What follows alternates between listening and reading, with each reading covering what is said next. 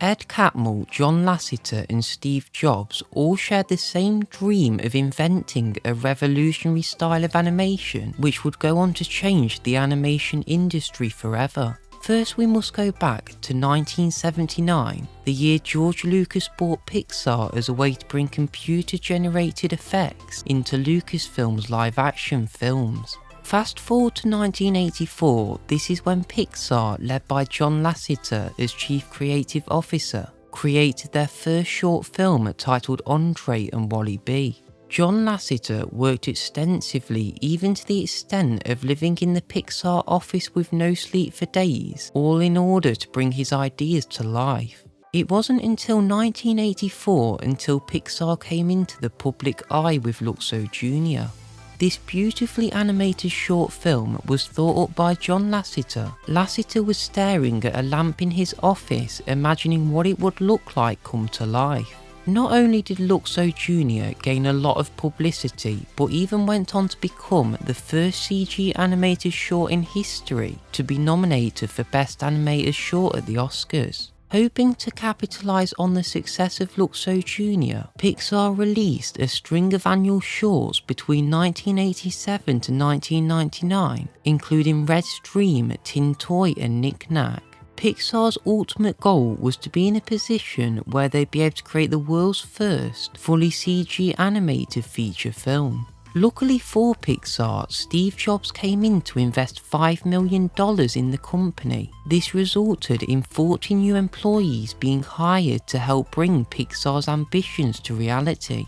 In 1989, the visionary minds at Pixar came up with the idea of producing TV adverts for many organisations, including Lifesavers, Tropicana and many more, all in an attempt to help fund their ambitious plans of a feature film. Arguably Pixar's most important year was 1991. Half of Pixar's employees were laid off during this time. Pixar was really struggling financially. Not all hope was lost though, as this was also the year Disney would agree to a 3-picture deal, where they agreed to fund 3 Pixar feature films. For a while, Pixar had ambitions to work on a half-hour Christmas special centered around Tin Toy, but the idea eventually evolved in what we know today as Toy Story.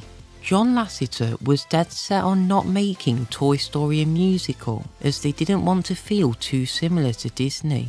Speaking of Disney, one request from Jeffrey Katzenberg, head of Disney at the time, was to make Toy Story kind of edgy. This resulted in Woody being an absolutely vile, insulting character, being a far cry on the movie John Lasseter had wanted to make. Made on a microscopic budget of only $30 million, Toy Story went on to make almost $400 million worldwide. The only problem was that Disney received the majority of this money. With a large chunk of change made in toy sales, Disney were thrilled with Toy Story's success to where they wanted to extend Pixar's contract. Steve Jobs, previous CEO of Pixar, agreed to extend the contract with an agreement that Disney and Pixar would be 50-50 partners from here on out. Pixar's future sure is looking bright.